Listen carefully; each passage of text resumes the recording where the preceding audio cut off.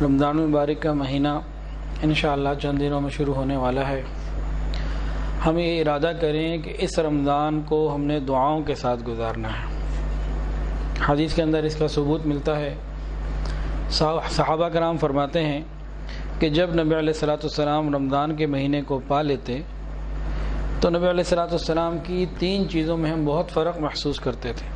ان 3 چیزوں میں ایک یہ تھی کہ دعاؤں کا اہتمام بہت زیادہ بڑھ جاتا تھا۔ دعاؤں میں گریہ و زاری بھی بڑھ جاتی تھی، دعاؤں کے اوقات بھی بڑھ جایا کرتے تھے۔ تو یہ رسول اللہ صلی اللہ علیہ وسلم کی مبارک سنت ہے کہ رمضان میں دعاؤں کا خوب اہتمام ہو، اور پھر وعدے بھی ہیں اللہ رب العزت کی طرف سے کہ قبول ہوں گے۔ جو آیت شروع میں پڑھی ادعونی استجب لکم، اللہ فرماتے ہیں وقال ربکم ادعونی استجب لکم، اور فرمایا تمہارے رب نے تم مانگو میں دوں گا۔ اس میں اللہ نے یہ نہیں فرمایا کہ نیک آدمی مانگے گا تو اس کو مل جائے گا، گناہ گار مانگے گا تو اس کو نہیں ملے گا۔ صرف بتا دیا تم مانگو میں دوں گا، یعنی ہمارا کام ہے مانگنا، اور اللہ رب العزت انشاءاللہ ضرور عطا فرمائیں گے۔ ہمارا کام مانگنا ہے اور دینا اللہ کا کام ہے، ہم مانگنے میں کمی نہ کریں۔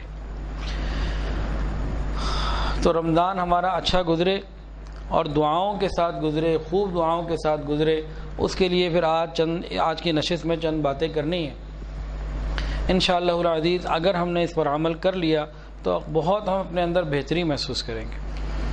دعا اگر ہم نے سیکھ کر سمجھ کر پابندی سے قبولیت کے اوقات میں مانگ لی رمضان میں، تو یاد رکھیں اپنی آنکھوں سے اپنی زبان کی دعاؤں کو قبول ہوتا ہوا دیکھیں گے۔ وہ دعائیں جو ہماری زبان سے ادا ہوں گی بارگاہ الہی میں، انشاءاللہ اپنی آنکھوں سے ہم ان کو قبول ہوتا دیکھیں گے۔ اور ایک دو نہیں، حضرت جی دامت برکاتہم فرماتے ہیں کہ کئی ایسے حضرت جی کے متعلقین ہیں جنہوں نے پابندی کے ساتھ یہ بتایا حضرت کو کہ ہم تو رمضان کے انتظار میں رہتے ہیں، ان اوقات کے انتظار میں رہتے ہیں جب پروردگار کی طرف سے قبولیت کے وعدے ہوتے ہیں۔ تم سارا سال انتظار کرتے ہیں ان اوقات کا، اور ان اوقات میں خوب اللہ سے مانگتے ہیں، اور اگلے سال میں ان دعاؤں کی قبولیت کو اپنی آنکھوں سے دیکھتے ہیں۔ مخلوق خود محتاج ہے، ہم نے اس کو کہہ دیا، اس کو کہہ دیا، اس کو گلہ شکوہ کہہ دیا، اس کو پریشانی کا حال سنا دیا۔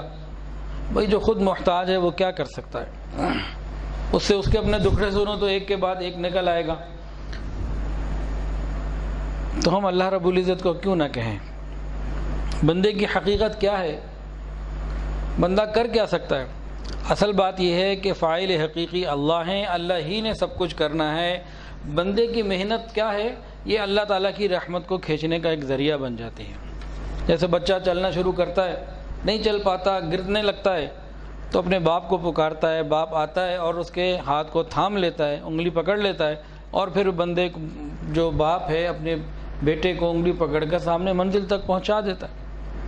تو بندہ بھی قدم اٹھاتا ہے، لڑکھڑاتا ہے، نہیں چلا جاتا، کچھ سمجھ نہیں آتا اب کیا کریں۔ جب یہ دل کی طلب کے ساتھ اور تڑپ کے ساتھ پروردگار کو پکارتا ہے، اللہ رب العزت بھی اس کی انگلی کو تھام لیتے ہیں، پھر اس کو اس منزل تک پہنچا دیتے ہیں جہاں یہ اپنی محنت اور کوشش سے پہنچ ہی نہیں سکتا تھا۔ کچھ بھی یہ کر لیتا نہیں پہنچ سکتا تھا، ہاں پروردگار پہنچا دے تو سارا معاملہ آسان ہو جاتا ہے۔ اللہ فرماتے ہیں ادعونی استجب لکم، تم مانگو میں دوں گا۔ دیکھیں یہ ہماری غلط فہمی ہے، یہ کم فہمی ہے، یہ نفس کا دھوکہ ہے۔ کیا ہے کہ ہم اپنے اقدامات پر اور اپنی بنائی ہوئی تدبیروں پر بھروسہ کر لیتے ہیں اور رب کی طرف نہیں دیکھتے۔ بعض مرتبہ ایسا ہوتا ہے ہم ایک تدبیر کرتے ہیں، اس کے لیے پوری کوشش کرتے ہیں، اور اللہ رب العزت کو ساتھ نہیں لیتے۔ یہ بہت بڑا دھوکہ ہے، اپنے آپ کو ہم کچھ سمجھنے لگ جاتے ہیں، یہ بڑا کام خراب ہو جاتا ہے۔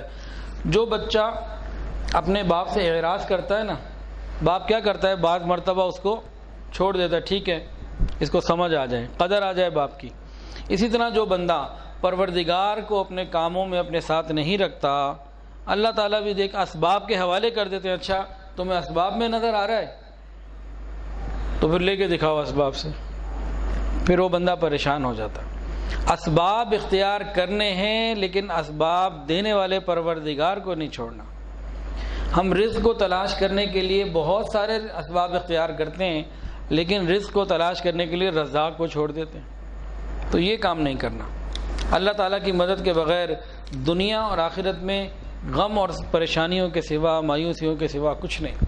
ہم نے ہر حال میں اللہ کو اپنے ساتھ رکھنا ہے۔ اللہ تعالیٰ کی مدد کی ہمیں ہر آن ضرورت ہے۔